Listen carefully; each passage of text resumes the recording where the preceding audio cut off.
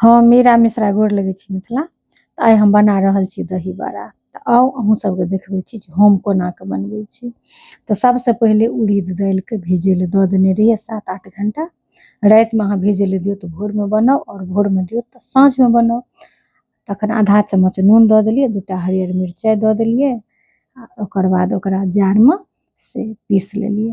दोसर तेसर घानीमे नून मिरचाइ दैके जरूरत नहि होइ छै, किएकि बहुत हल्के देल जाइ छै। तऽ एके घानीमे दऽ देलियै, भऽ गेलै। आओर जिनकर जतेकटा परिवार अछि ओहि हिसाबसँ बुझिते छियै हम अहाँ जे कतेक देबै, बहुत हल्के देल जाइ छै।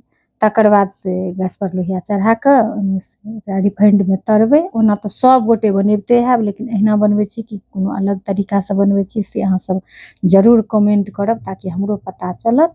आओर बस ओकरा मिला देलियै, कि मिक्सीमे पीसै छियै तऽ फेटा तऽ जाइते छै बढ़िआँसँ। खाली जे नून मिरचाइ देने छलियै से सबटाके मिला देलियै जे एक रङ्ग भऽ गेलै। आओर ओकरा रिफाइंडके गरम कऽ कऽ बड़ी जकाँ एहिमे खोँटि देलियै। तऽ ई एहन व्यञ्जन छी दही बड़ा जे पूरा देशमे ई लोकप्रिय अछि, आ पूरा देशमे ई व्यञ्जन खायल जाइए। ओना उड़ीसाके कटकके प्रसिद्ध मानल जाइए, कटक शहरके, लेकिन पूरा देशमे कनि कनि नामके अन्तर भऽ जाइए, कनि कनि बनबैके रेसिपीमे अन्तर भऽ जाइए, लेकिन पूरा देशमे खायल जाइए। उड़ीद जे होइए ने से बहुत स्वास्थ्यवर्धक होइए, नीक होइए अपना सबके। आओर अपना सबके तऽ देखैत हेबै जे कोनो काज बिना उड़ीदसँ नहि होइए, आओर ज्योतिष अनुसारे सेहो बहुत नीक होइ छै उड़ीद। तऽ एहिपर हम एक दिन अलगसँ चर्चा करब। तऽ आब देखियौ एकरा हम से धीमी आँचपर से नहि ओतेक लाल हेबऽ देलियै, नहि ओतेक उजरे छै, एकदम देख सकै छी अहाँसब। से एकरा छानि लेलियै, छानिकऽ से एकटा बाटीमे गरम पानि रखने छलियै ओहिमे कऽ दऽ देलियै यऽ। बस अहिना अहाँ से धीरे धीरे से जाबत ई अहाँके छनाएत ताबत ओहिमे से ओ फुलि जाइ छै, सुन्दर भऽ जाइ छै। जए घानीमे हुए तए घानीमे अहाँ अपन से साइज अपना हिसाबसँ कनि या चापड़ रहऽ दियौ, कि गोल रहऽ दियौ, कि छोट रहऽ दियौ, कि पैघ रहऽ दियौ, ओ अपनापर निर्भर करै छै जे के कोना बनबै छथिन, ओ नहि कोनो बात होइ छै। तऽ बस अहाँ धीमी आँचपर, मीडियम आँचपरमे से अपन अहाँ खोँटि लिअ, आओर ओकरा से छानि लिअ। देख सकै छियै जे फेर भऽ गेलै।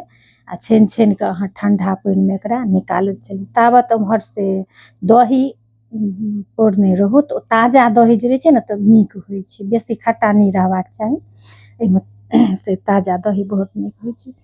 तऽ देख सकै छी अहाँसब जे हँ ओकरा अपन ताबत होइ छै ताबत एम्हर दही जे पौरने छलहुँ से एगो बाटीमे लऽ लेलहुँ, आओर कनिए चिन्नी ओ अपना हिसाबसँ, अगर किनको मना अछि तऽ नहिओ दऽ सकै छियै।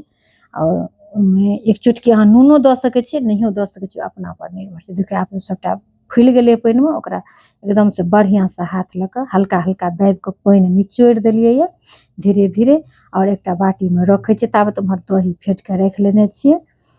देख सकै छियै अहाँसब जे देखियौ पानि छलै हँ, सबटा पानि गारि देलियै यऽ, आओर एक जगह से एकटा बाटीमे कऽ सबटाके राखि लेलियै। आओर दहीके देखियौ बढ़िआँसँ मिला देने छलियै, फेँटि देने छलियै यऽ, ओहिमे कऽ दही दऽ देलियै बढ़िआँसँ।